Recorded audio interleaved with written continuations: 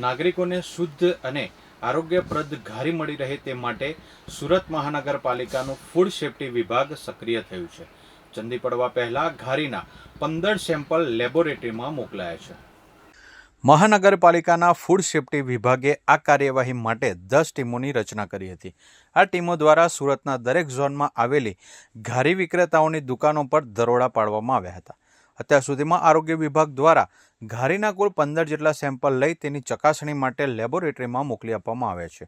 ઘણી જગ્યાએ ઘારીમાં ભેળસેળ હોવા ઉપરાંત અખાદ્ય પદાર્થોનો ઉપયોગ થયો હોવાની ફરિયાદો છેલ્લા કેટલાક સમયથી મળી રહી છે. આ ફરિયાદોને ધ્યાનમાં રાખીને પાલિકાનું ફૂડ વિભાગ સતર્ક બન્યું છે. ફૂડ સેફ્ટી વિભાગના અધિકારીઓએ સ્પષ્ટ જણાવ્યું છે કે લેબોરેટરીની તપાસમાં જો કોઈ સંસ્થા કે વેપારીના ઘારીના નમૂના ફેલ થશે તો તેમની સામે પાલિકા દ્વારા કાયદાકીય કાર્યવાહી કરવામાં આવશે. સામાન્ય રીતે ફૂડ સેમ્પલનો રિપોર્ટ આવતા લગભગ 15 દિવસનો સમય લાગતો હોય છે. તો કે ફૂડ સેફ્ટી ઇન્સ્પેક્ટર સમીપ દેસાઈએ જણાવ્યું હતું કે ચંદની પડવાનો તહેવાર નજીક હોવાથી સુરતીઓને શુદ્ધ ઘારી મળે તે માટે ઘારીના સેમ્પલનો રિપોર્ટ વહેલી તકે એટલે કે ચંદી પડવા પહેલાં જ મળી જાય તેવા પ્રયાસો કરવામાં આવી રહ્યા છે. આ રિપોર્ટના આધારે જ ભેળસેળયુક્ત ઘારીનું વેચાણ અટકાવવા માટેના પગલાં લેવામાં આવશે. મારું નામ B R Brahmbhatt, food safety officer, Surat મહાનગરપાલિકા. આગામી દિવસોમાં ચંદી પડવાનો તહેવાર આવી રહ્યો છે.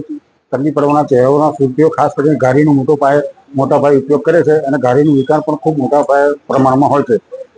તેથી ડેપ્યુટી કમિશનર સાહેબ અને આરોગ્ય અધિકારી સાહેબની સીધી સૂચના અને માર્ગદર્શન હેઠળ આ દિવસ સુરત શહેરમાં ઘારીનું ઉત્પાદન અને વેચાણ કરતી તમામ સંસ્થાઓની ચકાસણી કરી અને તેમાંથી નમૂના લેવાની કામગીરી અત્યારે ચાલુ છે. તે પ્રકારે ભેળસેળ કરવામાં આવતી છે ઘારીમાં મોટે ભાગે માવો અને ઘી આ બંને વસ્તુઓ વપરાય છે. આ બંને વસ્તુઓમાં ભેળસેળ થવાની શક્યતાઓ સૌથી વધારે છે. કેટલી ટીમો કામે લાગી છે?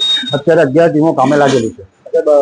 નમૂના લીધા બાદ કોઈ ખામી સર્જાશે તે પ્રકારની કાર્યવાહી? નમૂના લીધા બાદ કોઈની પણ ખામી સર્જાશે તો તેની એજ્યુકેટિંગ ઓફિસરમાં ફરિયાદ દાખલ કરવામાં આવશે.